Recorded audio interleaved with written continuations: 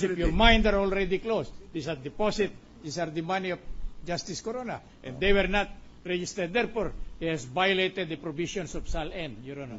No, In I fact, promise you- even the allegations of paragraph 2, Article 2, Your Honor, under paragraph 2 and 2.3, there is nothing mentioned about the failure to state this and so on, or the irregularity. Yes. What I appears just is want to assure the non-declaration. defense that I am not making a conclusion.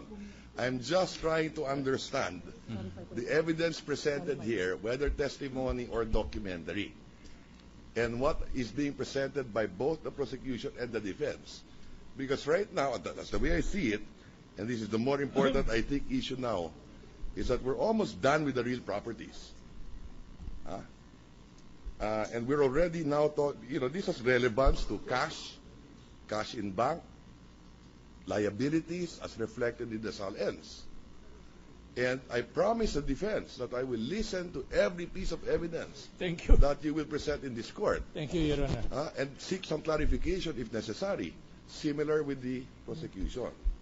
What? Yes. With respect to that, to the statement from Senator Rector regarding the PS bank accounts, I think on the part of the prosecution, it's very clear, Your Honor, that based on our offer of evidence, all those bank accounts in the year-end balances in the name of Renato Corona, we presented it as evidence. It should belong to us. It belongs to the Chief Justice. Maybe you can so correct me. that is the position. I could be right or I could be wrong. But, I'm giving you the opportunity to correct my impression. Okay? Last question. I go back to the 34.7 million. It may not be the same amount, but my recollection is, that you can correct me if I'm wrong. December 12, there was a withdrawal. That's correct. Roughly the same amount. Okay. Roughly, the same yeah. amount. Okay, as testified here by the branch manager. But that Yes, ma'am. 34,700,000 Yes, something to that should effect. be netted by 11 million that was reflected in the SAL-N of the Chief Justice as liability advanced from Basa Guidote. There were numerous occasions in the past, Mr. President, that there were liabilities of 11 going down to 5 until it was fully paid, apparently in 2009, if I recall. My data is in my desk. 2010. I don't have it right in In front of me. 2010, Or in it 2010. was fully paid. It was fully paid. As it And appears in the therefore, SAL-N. It does not appear in 2010. That's it correct. appears in 2009, the last account. That's correct, Your Right? Honor. So parang nabayaran din niya. And that's why, in December 12, kompleto pa rin yung halaga. In trust for nga naman eh. That's all I'm trying to drive at. Now, Yeah, but our position, Your Honor, just to make it very, very clear, all those bank accounts submitted as evidence belong to the Chief Justice because it was in his bank account, including the 3 bank accounts withdrawn and later on deposited in the same bank on December 11, I 2000. understand the position of the prosecution. Whether it makes sense or not, I will not make a judgment at this point in time. But from the defense, would you care to comment on that observation? Well, Your Honor, please. Or at least from my recollection, is From that the right manner or you wrong? make a narration of facts, I hope you pardon me for saying that you have considered only the evidence of the prosecution thus far. I hope I'm wrong. Yeah. Because you have never cited any evidence on the by the defense, Your Honor. And we are just starting. Why did we bring about this question of sale of the properties of the So what is the purpose? That there was 34.7 million cash given to Cristina Corona. I understand that is the purpose. No, that it was received by Mrs. Corona in trust. In trust Right. for, So precisely. is it hers? Even if we follow your logic, Your Honor, is No, it I'm not hers? saying it is hers. Oh, precisely. So why will he be Precisely. Why will the husband be accountable for that? I'm not even saying that. Well, that is the inference. That is, No. you made me understood that way because No, my I just objection said- is this: you are making a summation of facts, but solely on the basis in favor of one party. Why? Because there is no evidence yet on the part. We have never discussed about these deposits, Your Honor. Do So not the more only ammunition to your defense. the only concept that you have is the concept coming from the prosecution's evidence, Your Honor. Let's, I will no longer belabor the point, Mr. President, Let's and wait I for assure the the defense that I Yes, will we have listen let patiently. us, Very unfair. let us keep cool. We have plenty Well- of time to assess this, and we are going on a recess. We have 1 month Precisely. to ponder about the whole Yes. case. And when we finish hearing the defense, Yeah, and presenting Mr. their President, evidence, we are just asking we for will wait for clarification. their rebuttal of the prosecution. At that point, If, we will know the yes, whole picture. yes, Your Honor, if clarification is sought, We will wait. why will the patiently. clarification come from the defense when it is not our evidence, Your Honor?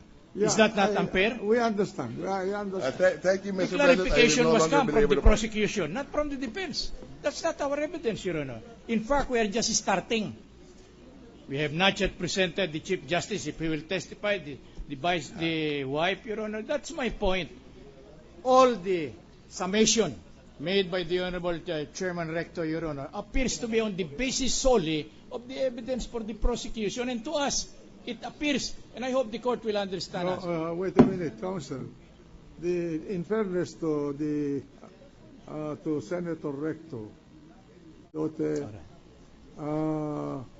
Enterprises Incorporated. If the clarification, Your Honor, And, I'm sorry, Your and- Honor, and apologize. And that's why he was talking about that.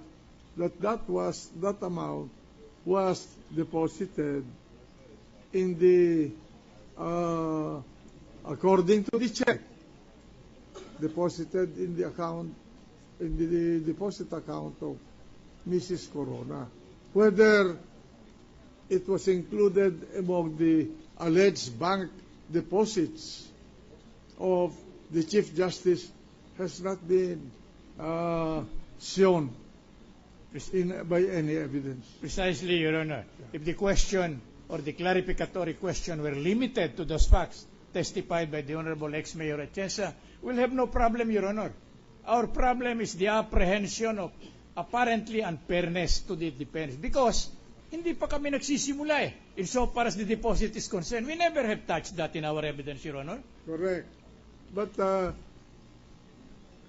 judges are relating that precisely to inform themselves about their anticipation of the explanation of what they heard about the bank deposits. I hope you understand the position of the members of the Senate who are not lawyers. We do, Your Honor, we do. And we will try to be very, very meticulous and also fair in judging how our evidence and the evidence of the prosecution will be appraised and weighed by this honorable court. We have we have an abundance confidence and trust in the manner that So far as this chair is concerned, the defense has presented the former mayor of Manila to establish the fact that there was a transaction between the city of Manila and the Basa Guidote Enterprises Incorporated regarding the sale of a piece of land where the city of Manila paid that enterprise through Mrs. Corona the amount of 34,703,800 pesos. So that's the gist of the evidence presented by the defense Yes, Your Honor. this afternoon.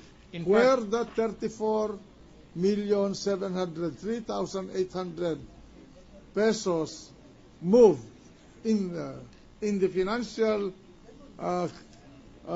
system is yet to be established.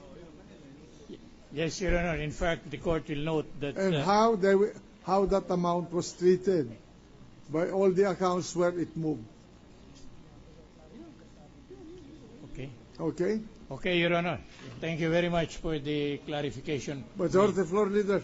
Mr. President, there are no other matters Therefore, Mr. President, may we ask the Sergeant at Arms to make an announcement. The Sergeant at Arms will now make an announcement.